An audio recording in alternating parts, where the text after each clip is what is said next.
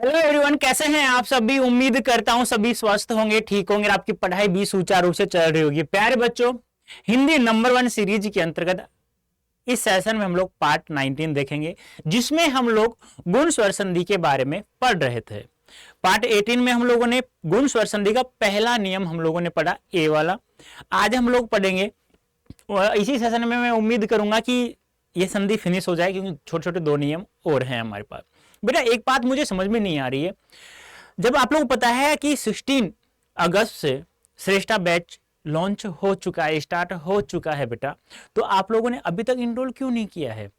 क्या आप लोग नहीं चाहते कि हमें एक बेस्ट कॉलेज मिले, कि प्रत्येक सब्जेक्ट हम लोग 100% लाएं? सभी चाहते हैं। आप लोग अभी यदि सजग नहीं हुए बेटा, फिर समय चला जाएगा। कहते हैं ना, अभी नहीं तो कभी नहीं। यार करो। बहुत सारे बच्चों ने, हजारों बच्चे ज्वाइन कर चुके हैं श्रेष्ठा बैच। आप लोगों ने क्यों नहीं किया अभी? कारण क्या है? मैं कोड बता रहा हूं आप लोगों को। ये एक सामान्य जनरल कोड है, जिससे आप लोगों को मैक्सिमम डिस्काउंट प्राप्त होगा बेटा। अब जुड़ जाओ यार, अभी टाइम है। कब जुड़ोगे फिर आप? मुझे एक बता दो, क्या आप लोग 12th के एग्जाम के बाद में, क्या आप लोग 1.5 महीने में सीयूटी में प्रत्येक सब्जेक्ट में 100% ले आओगे? चलो ठीक है, डोमेन में तो आप ले आए।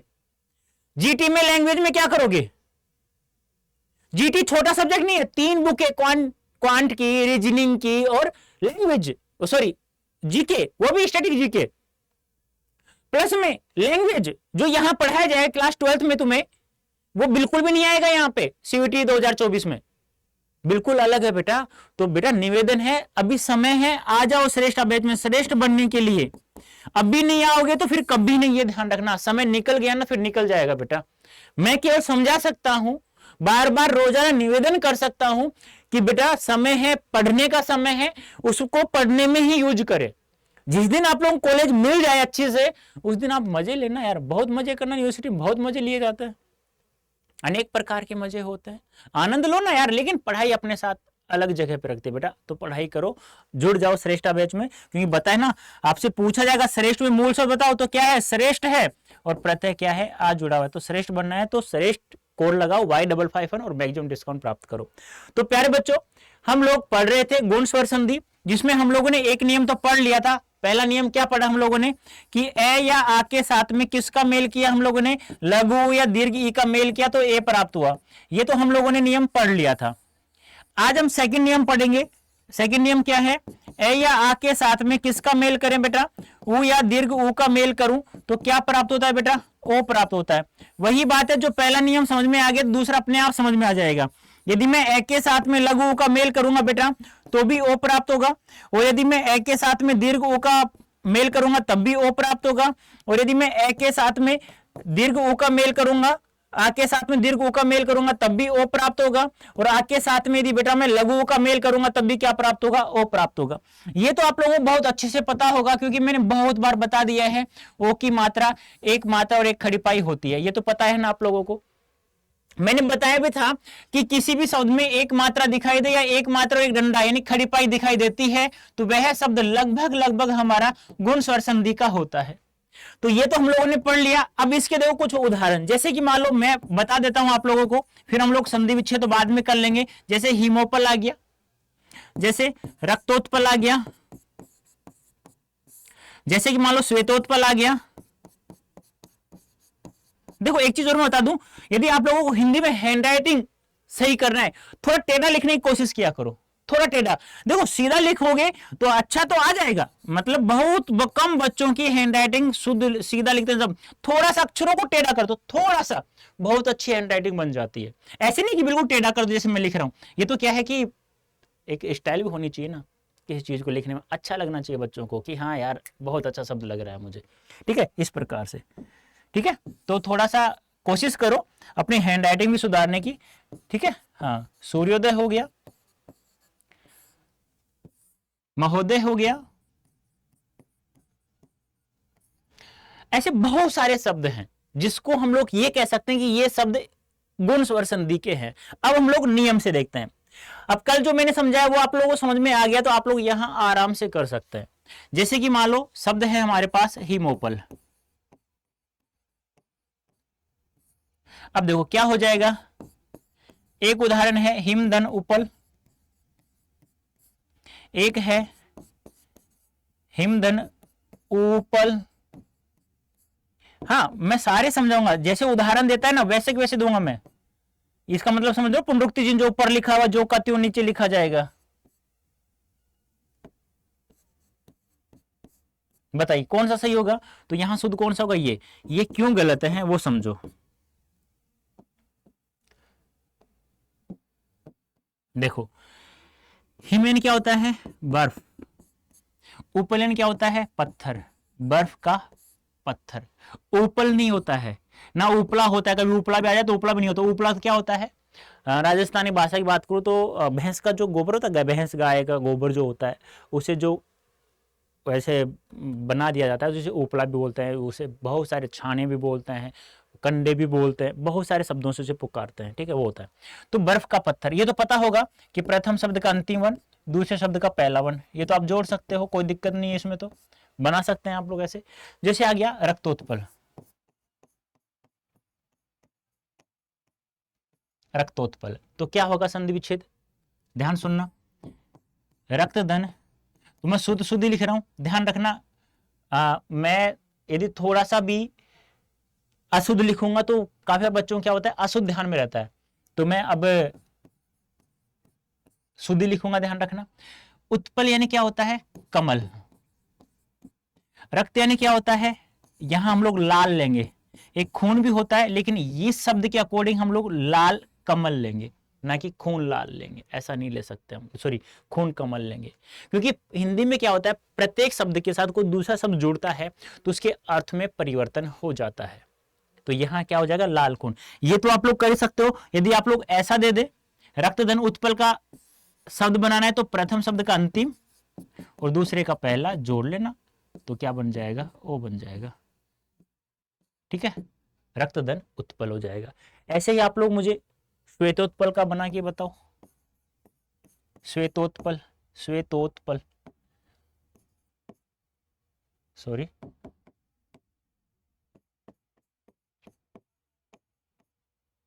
बनाओ, क्या हो जाएगा? सेम वही बना था, वहां पे लाल था, यहां पे श्वेत यानी कि सफेद हो जाएगा। उत्पल यानी कमल, बहुत बार पूछा गया उपल और उत्पल, ये ध्यान रखना है आप लोगों को। सफेद कमल, कर सकते हैं नहीं कर सकते? बताइए जल्दी से मुझे, कर सकते हैं? कोई दिक्कत है यहां पे? बताओ जल्दी से मुझे।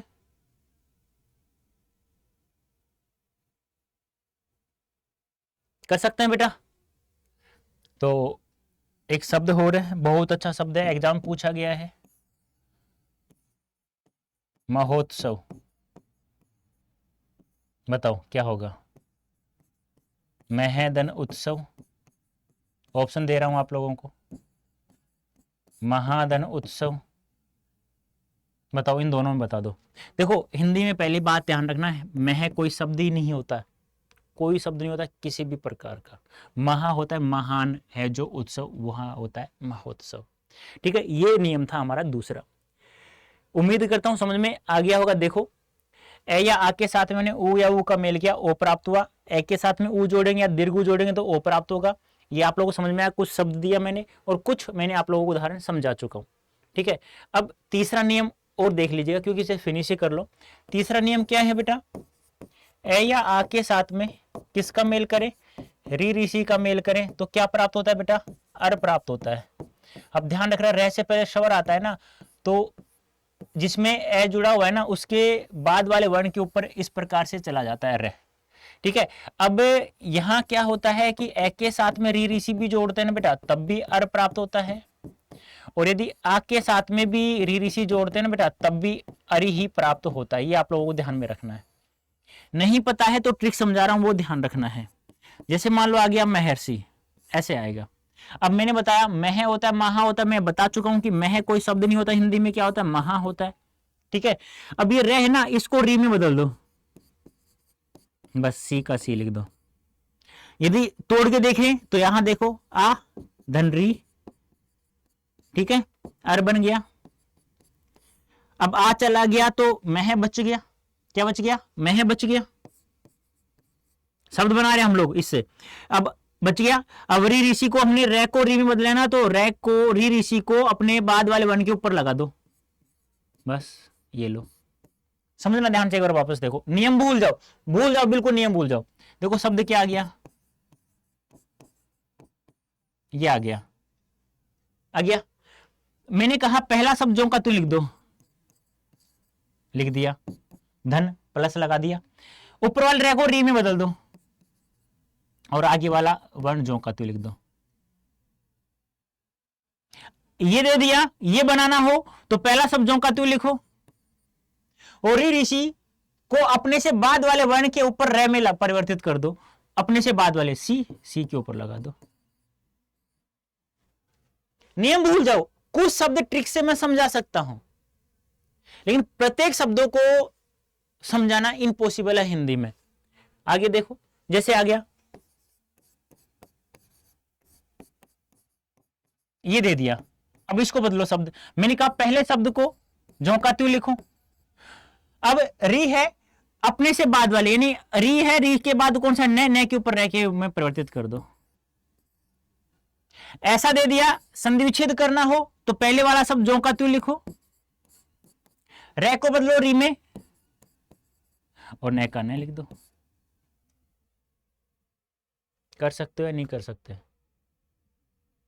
कर सकते हो तो बताओ।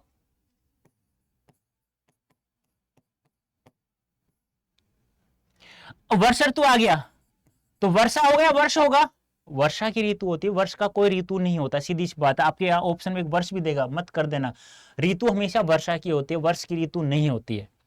फिर रह तो ये तो आ गया। अब इस रह को री में बदलो, ऐसे नहीं समझ में आया तो आ री, पता ही है, नियम से बना लो भाई, ऐसे नहीं बना सकते। तो मैंने कहा रे से पहले स्वर आ जाता है, रे अपने से बाद वाले वर्ण के ऊपर रे में, इसमें ऐसे चला जाता है। बोलो चला जाएगा नहीं चला जाएगा? समझाया आप लोगों को? ऐसे चला जाता है, ठीक है। अब देखो आ निकाल दिया तो क्या बचा, री है, री को ऊपर भेज दो तू के ऊपर, ये लो, जो का त्यों बन गया। कर सकते हैं नहीं कर सकते? तो बताओ तो फिर, कर सकते हो तो।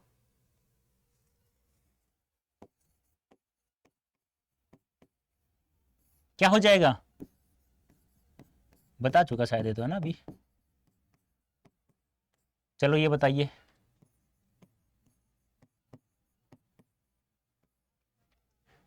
पहला शब्द जो का त्यों, ये लो,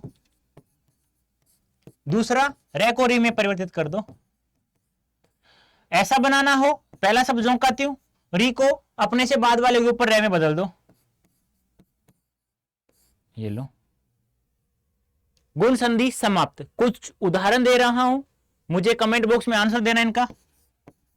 जैसे मिक्स दे रहा हूं सभी का, जैसे सर्वेक्षण हो गया, बताना है आप लोगों को। ऐसा नहीं करना है कि आप सोच रहे हो कि ये उदाहरण है, चलो नहीं करना है, सर को क्या पता चलेगा। लेकिन बेटा मेरा कोई नुकसान, मेरा तो नुकसान होना नहीं है, नुकसान किसका होगा?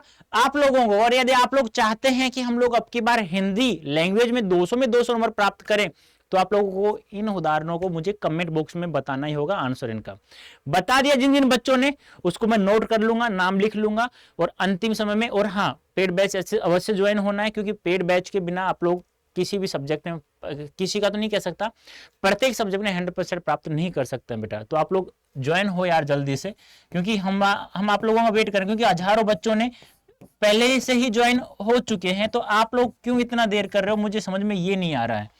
करो ना यार, फिर कब करोगे मुझे एक बार बताओ, जब समय निकल जाएगा तब? नहीं बेटा, ऐसा नहीं करना है आप लोगों को, ठीक है। हाँ,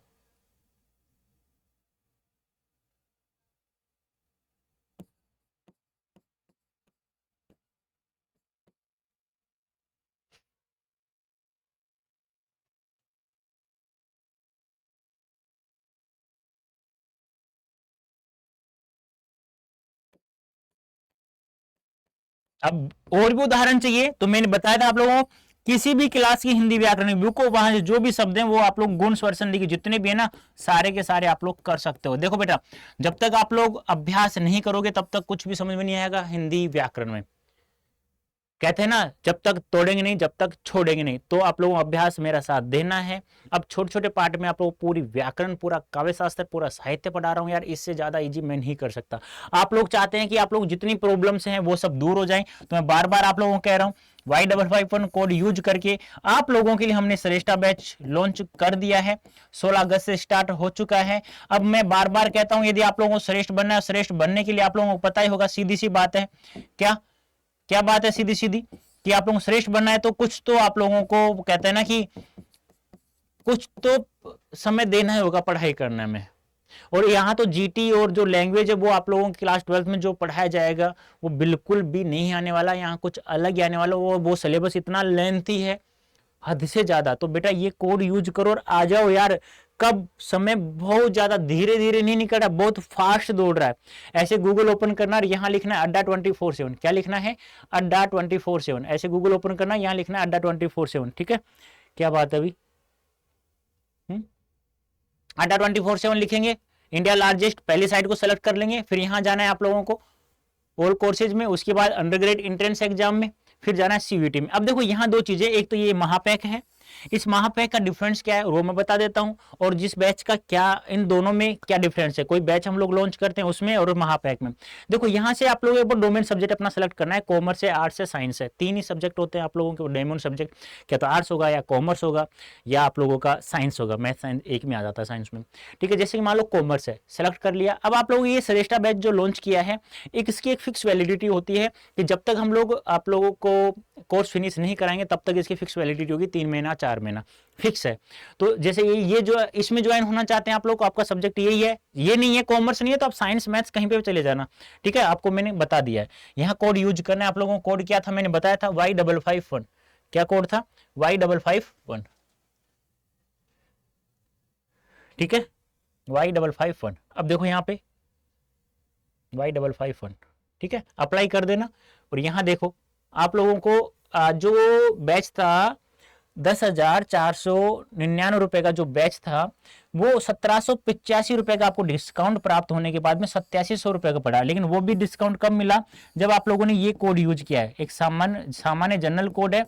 इस कोड का प्रयोग चाहे कॉमर्स डोमेन हो आपका, चाहे आपका साइंस हो, मैथ्स हो या आर्ट्स हो, मेटीज कोई सा भी हो, कहीं पर भी यूज कर सकते हैं। चाहे जीटी के साथ लैंग्वेज आप लोग पढ़ना चाह रहे हैं तो वहां पर भी यूज कर सकते हैं। आपको यह कोड मैक्सिमम डिस्काउंट प्राप्त करवाएगा। अब आप लोगों को मैंने अभी बताया जो यहाँ महापैक है गुरुजी, उसमें इसमें डिफरेंस क्या है। अब देखो महापैक में और इसमें डिफरेंस क्या है। अब डिफरेंस ये है बेटा, महापैक है वो आपका जब तक सीयूटी 2024 का एग्जाम नहीं होगा तब तक आपकी पास रहेगा, एंड तक जब तक आपको कॉलेज नहीं मिलेगी तब तक भी हम आप लोगों के साथ जुड़े रहेंगे कि आप लोग कैसे कैसे अपनी प्रेफरेंस लिस्ट भरना है, कैसे आप कितने मार्क्स आए तो कौन सा कोर्स प्राप्त होगा, कैसे होगा, कौन सी कॉलेज प्राप्त। जब तक आपको कॉलेज नहीं दिला देंगे जब तक आपका साथ नहीं छोड़ेंगे। वो है आपका महापैक। महापैक भी दो प्रकार का, एक विद बुक है, एक विदाउट बुक है। विद बुक का मतलब होता है आपके घर फिजिकल बुक्स जो हमारे द्वारा तैयार की गई, जिसमें 2022 के 2023 के क्वेश्चंस इंक्लूड हैं, वो है। ठीक है, अब यहां से आप लोग अपना डोमेन सब्जेक्ट जो भी है वो सेलेक्ट करना है। जैसे कि मान लो आपका आर्ट्स है, मान लो ये चले गए, ये विद बुक वाला है। ठीक है, विदाउट बुक वाला लेना है तो विदाउट बुक मत लेना यार, क्योंकि 2022-23 के क्वेश्चन आपको पास नहीं है सारे के सारे, हमारे पास आ रहे हैं तो इंक्लूड कर दिया है इसमें। ठीक है, यहां से बाय नाउ करना है, यहां वो कोड यूज करना है Y551, चाहे कैपिटल स्मॉल कहीं पे भी लगा लेना, इसको चल जाएगा। अब देखो बेटा ये आप लोगों को कितने का पड़ रहा है, ये मात्र आप लोगों को 12,000 का पड़ रहा है, और वो कितने का था 8700 यानी 9,000 का था, 3,000 का डिफरेंस है। उसकी वैलिडिटी 3 से 4 महीना होगी, और इसकी वैलिडिटी जब तक आपको कॉलेज नहीं मिलेगी तब तक। और प्लस में क्लास 12th भी पढ़ाया जाएगा और सीयूटी 2024 कंप्लीट सिलेबस पढ़ाया जाएगा। तो यार फायदा इसी में, इसमें विद बुक आपको मतलब फिजिकल बुक्स आपके घर तक पहुंचाई जाएंगे, साथ में ई बुक भी आपको दी जाएगी। ठीक है, ध्यान सुनना। प्लस में जितने भी बैच हम लोग लॉन्च करें वो सब आपको फ्री ऑफ कॉस्ट इसमें मिलेंगे। देखो 3,000 कितना फायदा है, जितने टेस्ट सीरीज हम लोग लॉन्च कर रहे हैं वो सब आपको फ्री ऑफ कॉस्ट मिलेगी।